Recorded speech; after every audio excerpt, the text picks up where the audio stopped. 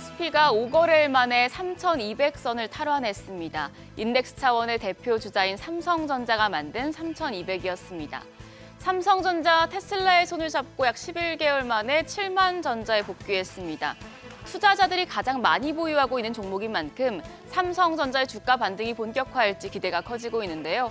7만 전자 반짝 상승일까요? 아니면 8만 전자, 9만 전자로 가기 위한 과정일까요? 어제장 복귀하면서 오늘장 투자 포인트 체크하시죠. 코스피와 코스닥 흐름은 엇갈렸습니다. 코스피가 0.4% 올라 3,209포인트, 반면 코스닥은 0.3% 약세로 804포인트였습니다. 그런데 양시장 합쳐서 1,800개 달하는 종목이 하락한 전방위적인 약세장이었습니다. 코스피마저 하락 종목이 725개로 상승 종목 수의 4배를 웃돌았는데요. 7만 전자로 지수가 올랐지만 다른 종목 섹터에서는 매물이 내거 출회됐다고 해석할 수 있겠습니다. 미국과의 관세 협상에 대한 불확실성 그리고 세법 개정안에 대한 실망감이 컸던 영향입니다. 그래도 메이저 수급 주체는 코스피에서 매수세를 이어갔습니다. 외국인 4,800억 원 가까이 순매수했고 기관도 4,500억 원 넘는 사자 포지션 취했습니다. 외국인과 기관 모두 4거래일 연속 매수 우위를 이어갔습니다. 반면 개인들은 어제 1조 원 가까이 팔아냈습니다. 코스닥 분위기는 달랐습니다. 외국인과 기관 양 매도가 나왔죠. 외국인이 154억 원 순매도했고 기관도 490억 원 팔아냈습니다. 여기서는 개인만 홀로 765억 원 순매수했는데 지수의 하락을 막기엔 부족했습니다. 코스피 시총 상위단 대체로 강했습니다. 어제 시장의 주인공 삼성전자였죠. 6.8% 급등하며 7만 400원에 거래를 마쳤고요. LG에너지솔루션이 실적 전망 상향의 4%대 강세, 그리고 HD현대중공업도 군산조선소 MRO 전환론이 기대에 4.5% 올랐습니다. 반면 금융주에선 정부의 규제 강화 우려와 상법 개정안에 대한 실망감 속에 매물이 출회됐는데 KB금융 7% 가까이 떨어지며 종가 11만 500원이었습니다. 반면 코스닥 시총 상위단은 대체로 부진했습니다. 에코프로 형제와 레인보우 로보틱스 선방했지만 나머지 종목들 약세를 보였는데요. 제약 바이오주들 대체적으로 모두 하락했고 삼천당 제약이 4% 넘게 하락하면서 10위권 내에서는 낙폭이 가장 컸습니다. 환율은 최근 상승세를 이어가고 있습니다. 어제도 정규장 마감 시간 달러 기준 4원 10전 올라 1,382원의 거래를 마쳤습니다.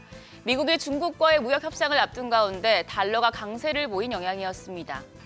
이후 환율은 야간 거래에서 상승폭을 더 키웠습니다. 미국과 유럽연합의 무역 합의가 미국에 유리하다는 평가 속에 달러화 가치가 급등한 영향입니다. 오늘 새벽 6시 기준 NDF 시장에서 달러원 1개월물은 1,390원대까지 상승했는데요. 오늘 외환시장 상승 출발할 가능성이 높겠습니다. 일단 삼성전자의 대형 수주 계약으로 주가가 상승한 데 대해서 증권가 반응은 긍정적입니다. 삼성전자 부진한 실적을 악재로 선반영했기 때문에 앞으로 미반영 호재에 민감하게 반응할 수 있다는 분석이 나오고요. 이제 목요일에 삼성전자 확정 실적이 발표되죠. 여기서 어떤 이야기가 나올지 추가적으로 확인해 보셔야겠습니다. 그리고 오늘은 하나증권에서 내놓은 8월 투자 전략 보고서를 정리했습니다. 하나증권은 다음 달엔 한한령 해제를 준비하며 기회를 찾아야 한다고 조언했습니다. 원래 8월엔 계절적으로 시장이 부진한 경향이 있고 미국과의 관세 협상이 어느 쪽으로 이뤄지든 간에 기업들의 매출이 감소할 것이고 더불어서 상법 개정안에 대한 기대감이 점점 줄면서 시장이 조정을 받을 수 있다고 판단했습니다. 그런데 10월 경주에서 열릴 에이펙 정상회담에서 한중 정상이 만나며 한한령이 해제될 가능성이 높기 때문에 조정받은 8월이 한한령 해제를 준비할 적기라는 겁니다. 보통 엔터와 화장품, 염세점 등이 수혜 섹터로 거론이 되는데요. 하나증권은 이전 한한령 때와 지금은 상황이 많이 달라졌기 때문에 이전과 다른 기회가 있을지 생각해 볼 필요가 있다고 밝혔습니다. 그러면서 한국에 입국하는 중국 관광객들을 대상으로 스테이블 코인 결제와 활용을 기대해 볼 수 있다고 전망했습니다. 중국 결제 시장에서 95%의 점유율을 차지하는 알리페이와 위챗페이와 제휴한 호텔 신라, 그리고 카카오페이 등은 투자 요인이 높다고 밝혔는데요. 한한령 해제와 관련된 전략도 투자하실 때 참고하시죠. 일정입니다. 오늘 한국은행 7월 금통위 의사록이 발표가 되고요. 밤부터 FOMC 회의가 열립니다. 그리고 단백질 간 상호작용, PPI 빅데이터 바이오 기업인 프로티나가 오늘 코스닥 시장에 상장하는데요. 새내기주 주가 추이 확인하시죠. 그리고 실적 발표도 이어집니다. 오늘은 한화오션과 한화시스템, 한국항공우주, 크래프톤, 강원랜드, 대덕전자 등이 2분기 실적을 발표할 예정입니다. 한화오션과 한화시스템의 경우 높은 2분기 실적이 기대되고 있습니다. 한편 시간외 거래에서는 강관주가 상승세를 이어갔습니다. 미국과의 알래스카 프로젝트 참여 기대감이 높아지면서 강관주 어제 정규장에서도 강세를 보였었는데요. 오늘 장까지 이런 흐름이 이어질지 지켜보시죠. 그럼 프리마켓 통해서 개장 분위기 가늠해 보겠습니다. 간밤 뉴욕 증시 실적과 FOMC 등 빅이벤트 경계감이 혼조세로 마감을 했습니다.